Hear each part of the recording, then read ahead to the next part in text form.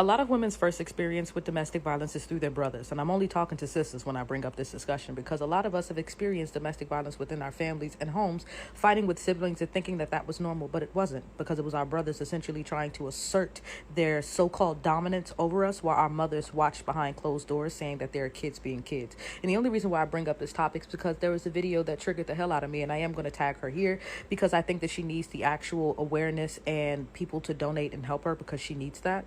But a lot of us do not talk about the first time that we experienced our first brush with domestic violence, with being scared to death by our own siblings because they are choosing to assert dominance and beat on us and treat us like we're less than a human being because they are glorified by their mothers.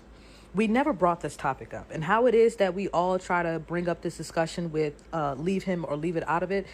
We don't bring up the actual topic of what it's like to live within a home when you have a sibling that is harassing the living hell out of you. And for most of us, we need to sit down with that trauma that we try to walk away from and sweep underneath the rug by choosing to forgive those individuals. Now, when it comes to me, I never forgave my brother. My first brush with domestic violence was through my own sibling.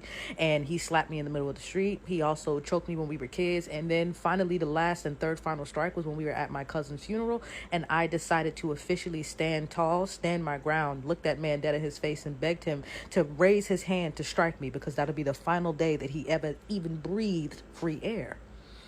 We need to finally learn what it means to hold individuals accountable. If you can't hold anyone within your family accountable, you're not going to be able to step out into this life to be able to be a strong Black woman that you are.